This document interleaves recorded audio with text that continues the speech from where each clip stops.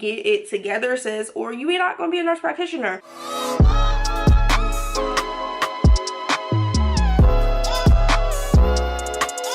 Hey guys, it's Shay. Welcome back to the channel where we talk about beauty, nursing, and lifestyle weekly. It's been a while since I sat down with you guys and particularly did one of our favorites here, mid-semester recaps. So if any of you guys are new to my channel, usually what I'll do is in the middle of my semesters as a nurse practitioner student, I'll come down and I'll sit down with you guys. A lot to tell you guys how the semester is going, a lot so I can get myself together and also know what I need to improve. These help so much, not only for you guys, but also for me, because it's time to buckle down. So we're going to get into fall 2020 semester as a nurse practitioner student. What's been good? What's been bad? Has COVID been beneficial?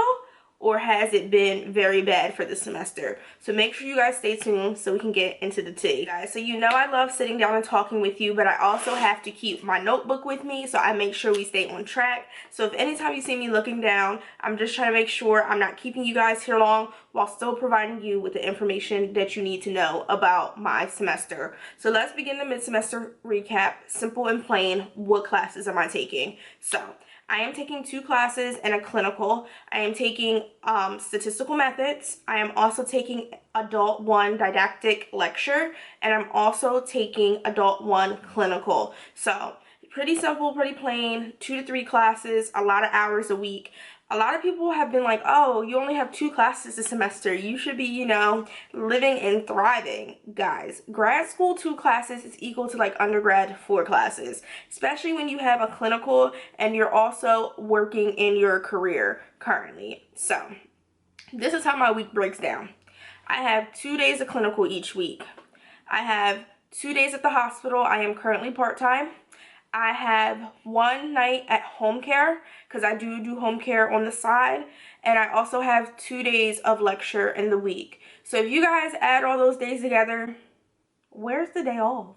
So I've been finding myself really having to buckle down and motivate myself to study.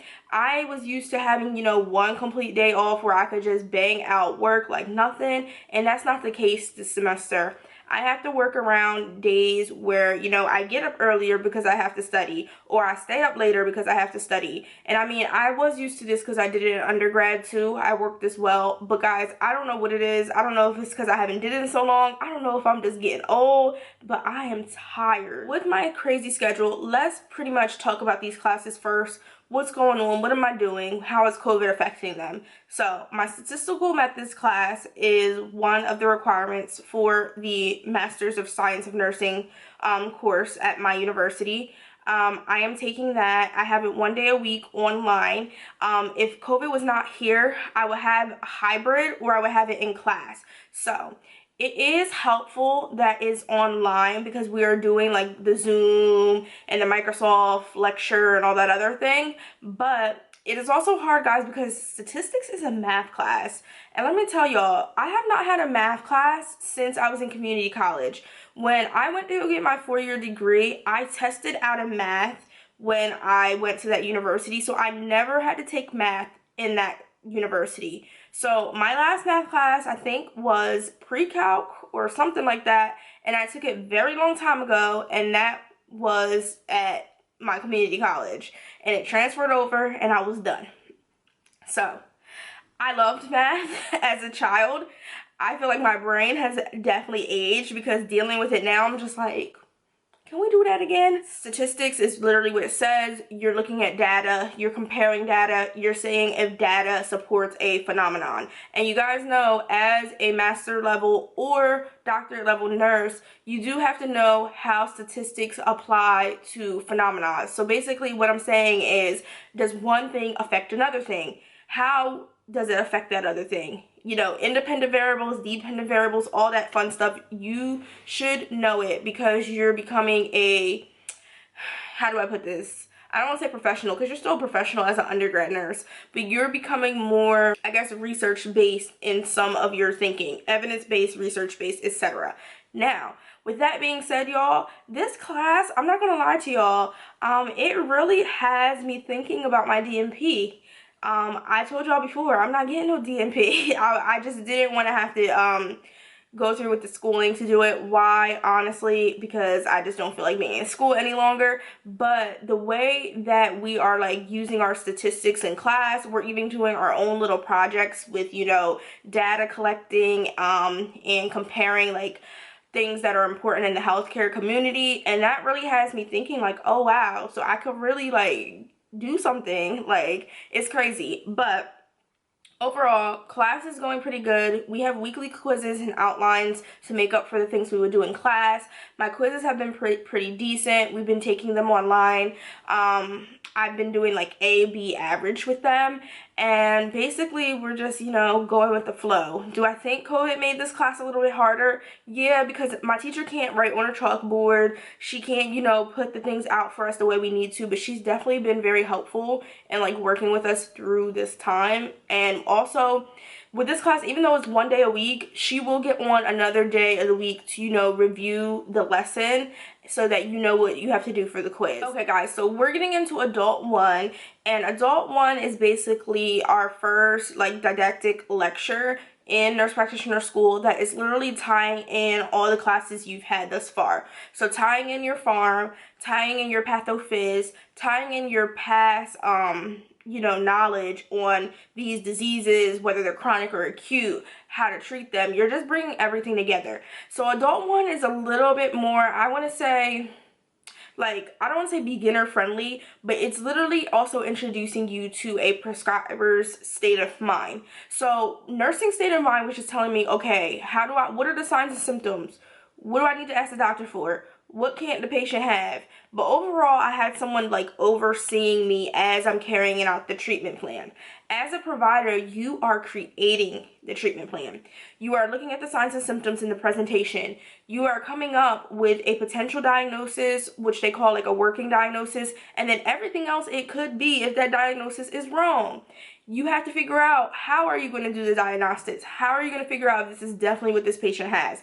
And then you are creating a treatment plan for it. So you're dealing with this new mindset, and then you're dealing with, you know, information from didactic lecture. So I'm looking at this stuff that I know, example like asthma and anemia, but I'm looking at it through a different lens. So you have to like always use your back knowledge to help you, but also know what your new lens has to, what is the stuff you have to grasp hold of.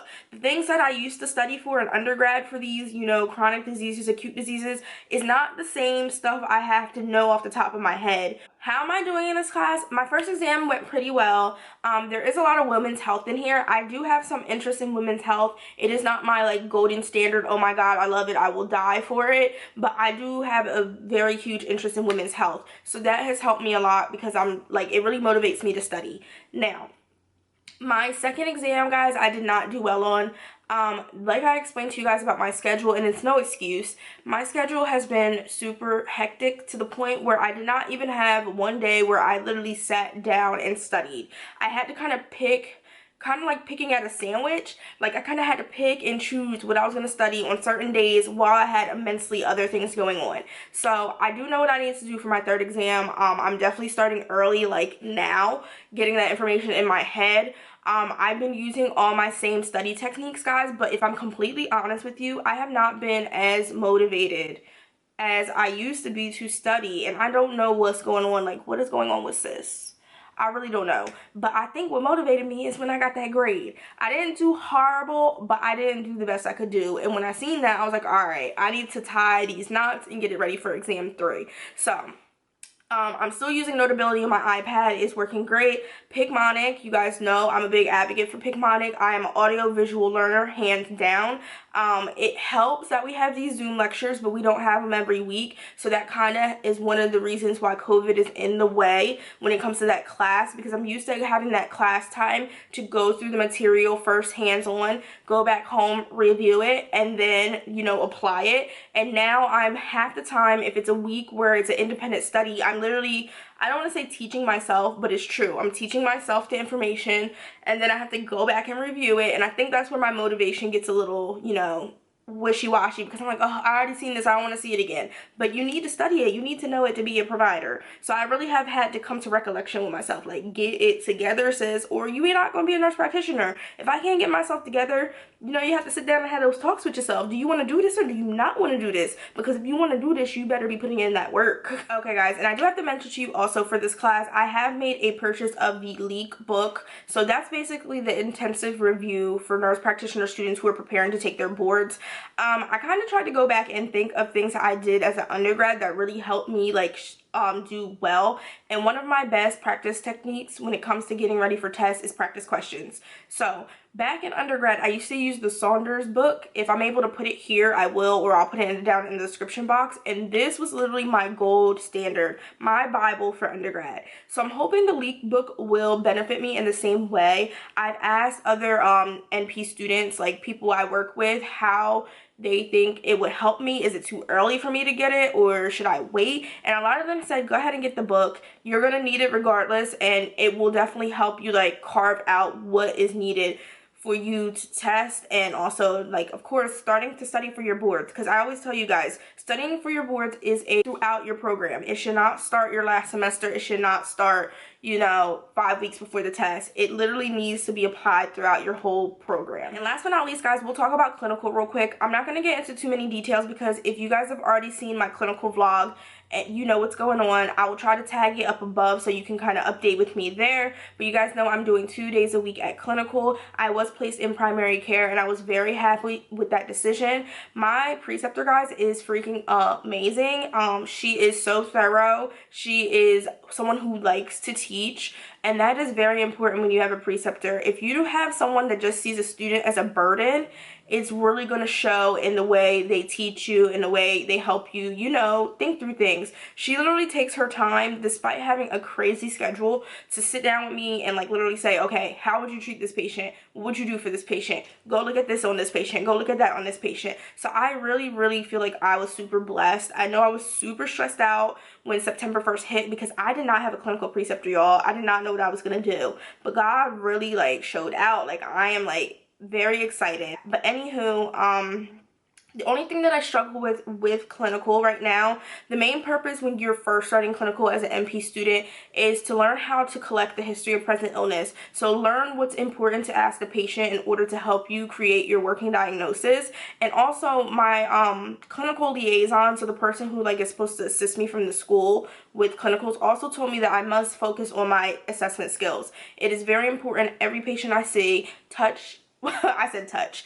I shouldn't say it like that. But every patient I see should be getting a full, thorough assessment so I can practice those skills and get used to them. And that's exactly what I've been doing. I've been taking my time to go through everything with these patients as much as I can without necessarily holding up my preceptor. But in the same token, she would do the same thing. So taking my time to do the head-to-toe assessment, taking my time to, you know, go through systems and using those assessment techniques that I learned over the summer and applying them to real patient situations. You will be surprised how those assessment skills really pan out, y'all, for, you know, creating your working diagnosis and creating the right treatment plan for your patient. So I did run into a little issue with clinical notes with my clinical liaison.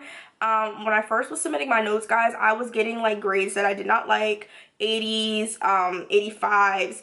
Not saying those aren't good grades. Like, I would take them over, like, you know, 50s, but I was getting marked off for things I didn't really understand, and I don't like to blame things on stuff, but COVID has a lot to do with it.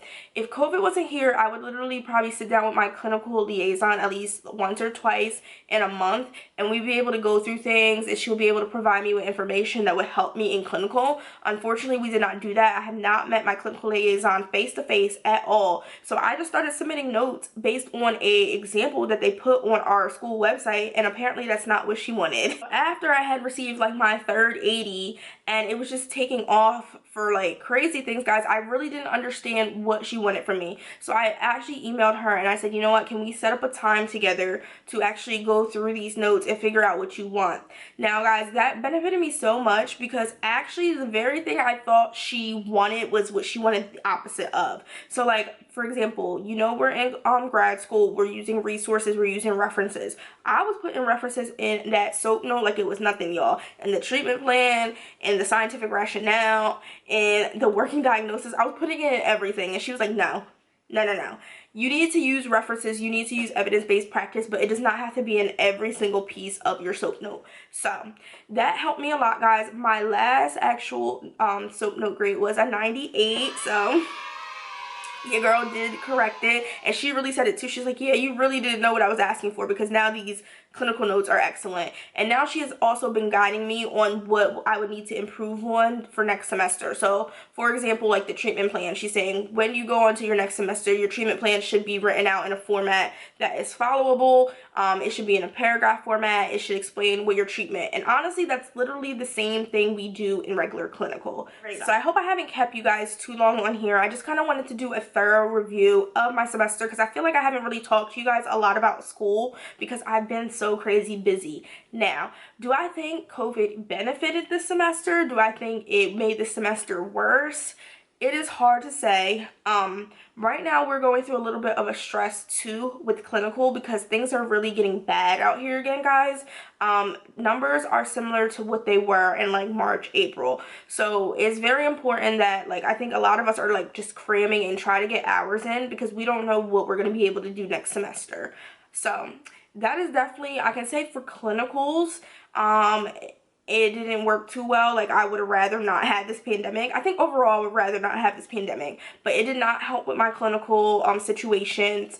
Of course, it did not really help with lectures. Like, I really like that face-to-face time with my professors, but they have been doing a really good job at trying to make sure they're able to deliver their lectures as best they can. But you know what, it's just going to require a little bit more effort from me, which, as always, we know, if you're not putting forth the effort, how are you going to be successful? So overall, guys, I want to thank you so much for tuning in. Make sure you like, comment, and subscribe on your way out. I would love to hear from not only NP students, but my nursing students. How has your semester been? I've really been curious, because I'm also precepting a new grad, and that'll probably be a whole different talk in another video, but I can really see the difference that COVID has had on like learning and education just by being in those shoes also. So let me know how your semester is going. Feel free to ask me questions about mine in the comment box, and I will see you guys in my next upload.